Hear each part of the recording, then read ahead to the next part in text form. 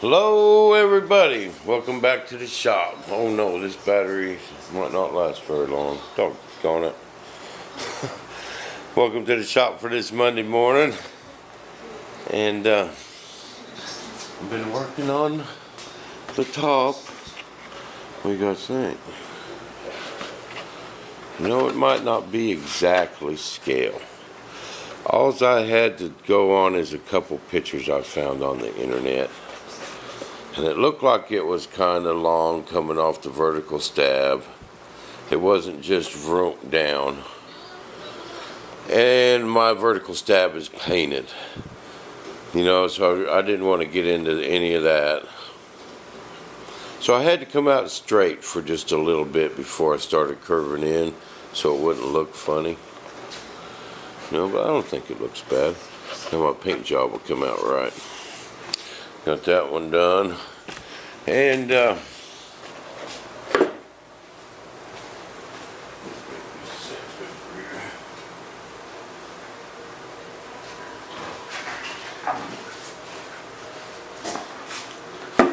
when we do that trick with the Bondo, you know, on these edges, one thing you really got to watch when you're doing that is to hold that blade against one edge. Either one, don't matter. That way you don't come out, because if you zigzag back and forth, get a little bit what I had here. I might have to touch that up. But some of the Bondo will stick to this side, and some of the Bondo will stick to the other side. You'll end up with a jagged edge. I haven't did that in a long time, and I'm gonna slip my mind a little bit. It ain't bad though. Kind of needs touched up in a couple spots anyway. And I'm also thinking about some alignment pins. But it's looking pretty good.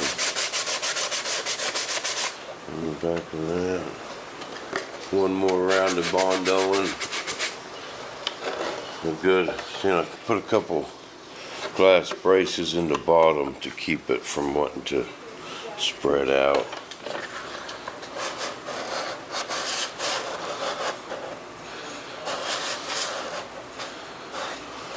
Right, let's understand that.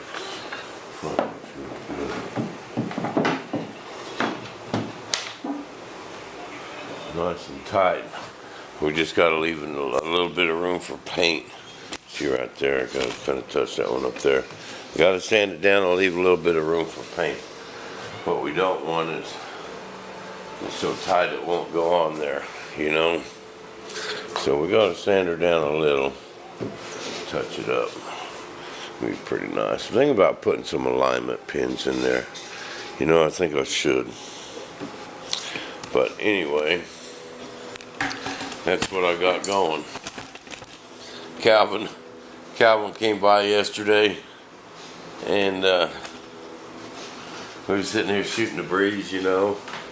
And you know, and I never knew this. I never knew YouTube had every movie you ever seen on it. He got talking about that Flash Gordon, you know, movie. And when I was a kid, oh shoot, I was probably 16. I was probably 16 at one of them $5 carload movies at the drive-in. And there's this movie called Flash Gordon, not Flash, Flash.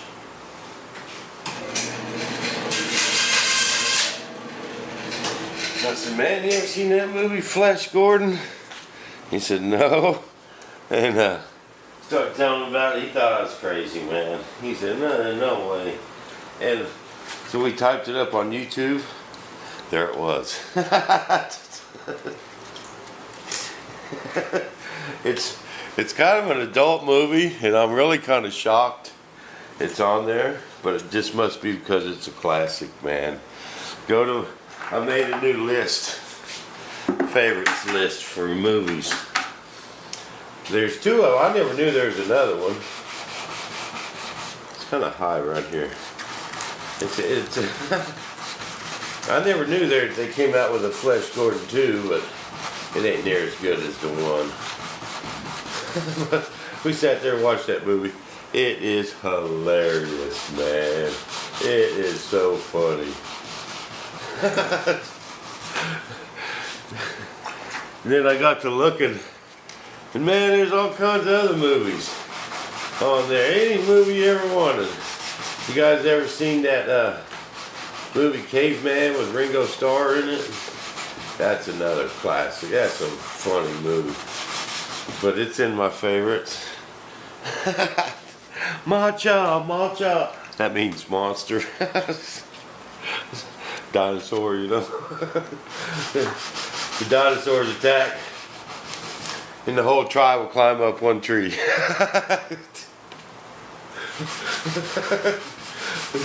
Oh, it's funny, man. Then they got this storyteller guy that when they go back to the cave, you know, he tells the story of what happened. It was funny. It's funny, man. You guys gotta go watch it. If you've never seen that movie Caveman with Ringo Starr, go to my movies playlist and there it is. It is funny. Macho, macho.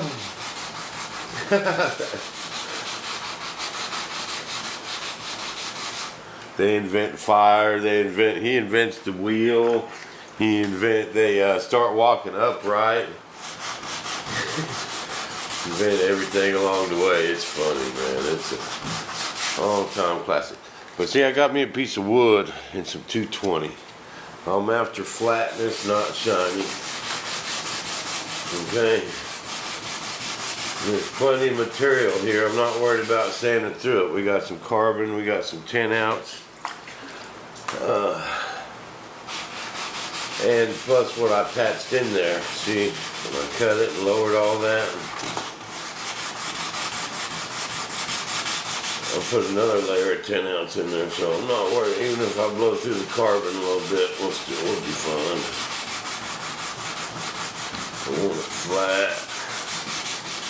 See, it ain't even gonna be a little bit soft, man.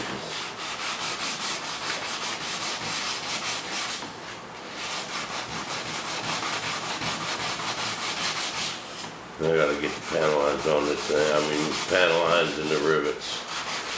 That's gotta be done this week. We got 2 months to go. Playtime's over.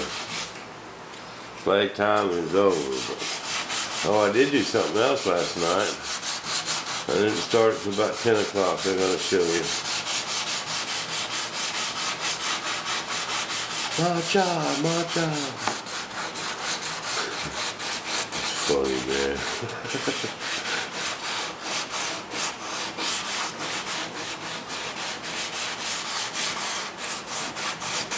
Yeah, I've seen a Final Countdown with Kirk Douglas, you know.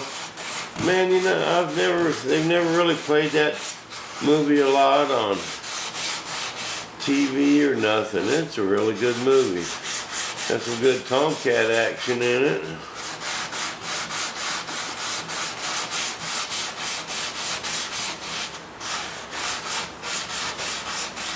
See, this will get this taper just perfect. Just perfect. We want to make this one run into the fuselage, and that one sit on top of the fuselage. See the difference? But oh yeah, I gotta show you guys this for the camera dies. I started this about 10 o'clock last night. So well, we got to get some paint on it. So I took the motor out, and wham! Look at that. That don't look too dang bad. Jason, can you make me one of them little bitty Detroit Mist stickers? The main reason I did the nose yellow is Cox makes a spinner for this motor, and it's 1.25 inches. And guess what that is? 1.25 inches. Bad thing is they only come in yellow, red, and black, but they're only $5. So we went with the yellow nose, And but shoot, it don't look too bad. But so I've had a couple people say, Bob, why you want to do that? We'll stick to the big stuff. But the main reason is, man, not everybody can afford this big stuff. And this is a mold that someone wanting to learn how to mold can do this. It's still going to cost $300-400 to buy everything to mold it. But it's something, you can do that a little bit at a time. You don't need much cost. You don't need big 5-gallon buckets of resin. And a guy can get something like that flying, for without spending $10,000-15,000. And that's the bad thing about this big stuff, is not a lot of people can afford it. And I'm here to show everybody how to do this stuff. Rich guys, poor guys, I'm just a poor guy myself. Plus, that thing will fit in the glove box in my truck.